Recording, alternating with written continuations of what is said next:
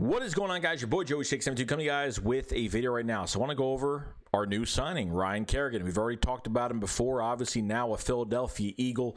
Very excited to have him here. Now, what's going to make it really interesting, I've been getting a lot of messages from subscribers, from people that know me, saying that, you know, is Ryan Kerrigan going to stint the growth of a lot of players for defensive end like Josh Sweat? I think Josh Sweat is going to be one of those breakout players this year in 2021. I feel like he doesn't even need to be in a rotation, that you can keep him on the field as long as you possibly can. The longer he's in, the more disruptive he definitely is.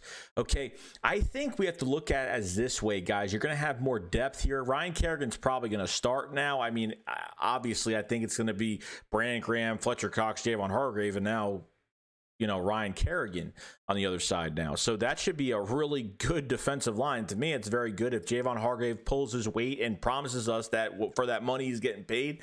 And if Fletcher Cox gets a little bit more disruptive, I think it's really going to help out our defensive tackles when Ryan Kerrigan is on the field. It'll leave a lot of one-on-ones, and it'll help out the next guy next to him. So there's a lot to go with that. Now you have, you know, Tavon Jackson. I keep forgetting his name, but we drafted him from Coastal Carolina, a defensive end that's got a very good bull rush. Obviously had some issues with, you know, bending around tackles. I think he's going to be a good defensive end, a nice project. And obviously Kerrigan is just another guy that they can learn from, especially with Brandon Graham already there.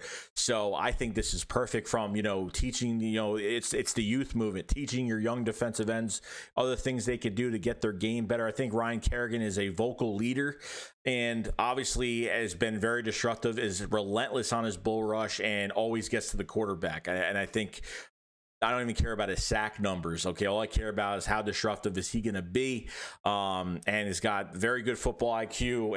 And if you're facing mobile quarterbacks, he's very good at smelling it out, and maintaining the outside, which is good on his pass rush. So that's very good. Now, I think another thing that really makes sense about this is how much assurance do we have in Derek Barnett? I don't know how much I have, to be honest. I don't really have any faith of him even staying healthy, because half the time, and of course, on the last year of his contract, he's probably going to be healthy this year, because that's just the luck that we have. Okay. Derek Barnett is making $10 million this year. So, you know, I'm surprised they never extended him, or at least try to do something there to where they can lower that cap number. But he's making $10 million. I don't know what made the Eagles think to keep him at $10 million for this year, because the productivity has been horrible. Not even that, but always not being able to stay on the field. And when he gets back from injury, he's got to move himself up to 100%. Okay, I feel like a lot of these sacks that he is getting is in garbage time of games, and not playing like the first round pick we drafted him from in 2017. So with Derek Barnett, it's just assurance. You know, having Kerrigan here, I'd rather have an injured Kerrigan than a healthy Barnett, because it just seems like Barnett, when he is healthy, I'm not seeing much of anything. But at the same time, you know, there are certain times where I see Barnett doing good things and then he kind of disappears. And I'm not saying he has to get us. It's not about the sacks, guys. It's just being disruptive. And obviously, staying healthy is the #1 thing for these players. So I don't know what the case is with Derek Barnett, but I think signing Kerrigan gives you some assurance, and if a couple defensive ends get hurt, I have no problem keeping Ryan Kerrigan in the game. If it depends on Ryan Kerrigan, Josh Sweat, and, you know, a rookie from Coastal Carolina, I'm fine with it. You know what I mean? Because I think they're only going to get better. I think they're only, you know, the young guys are going to learn a lot more from Kerrigan than they have from Brandon Graham. And they're going to learn a lot from these guys. So I don't think these other defensive ends are going to get stinted, you know, because of this move. I think it's only going to help this defensive line. I think, you know, really at the end of the day, the Eagles really want to win, because if they're getting Ryan Kerrigan here, they paid him $3.5 million, that everyone's thinking that's a lot of money. Oh, he's expensive. I'm like, 3.5 is nothing. Obviously, you know, we're going to free up more cap space in the next few weeks, because of obviously the post-June date, all the cap space from Alshon Jeffrey getting released, Malik Jackson, all these moves that we have made, that cap space is going to come back to us. The cap space will increase a little bit, and then obviously, you know, have some cap space next year, but that's a whole different story.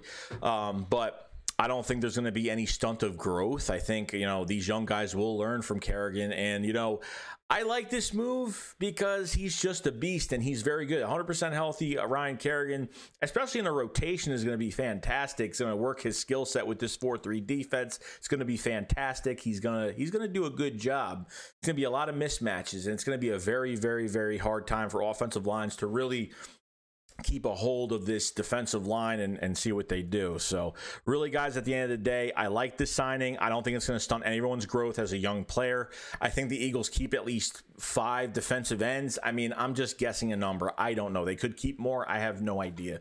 But 5, I think, is the reasonable spot, the comfort zone that I think is the right spot for how many we are keeping. And guys, like, you need a rotation. You know, the more guys you rotate, the more fresh your defense stays, and the less tired your defensive line is throughout the whole entire game. So you never know at this point. But I don't think it's going to affect Josh Sweat.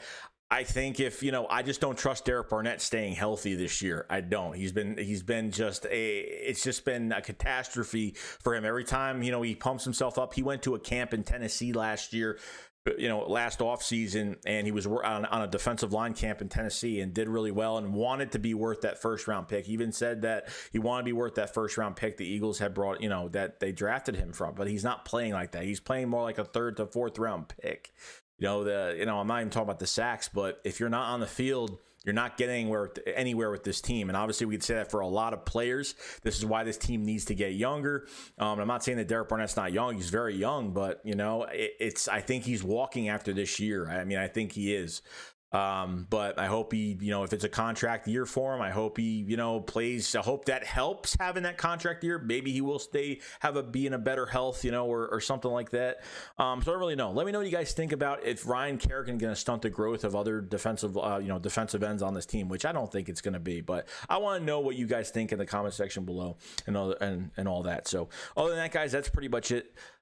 Shake Squad up, follow slide. Peace out, guys. Peace.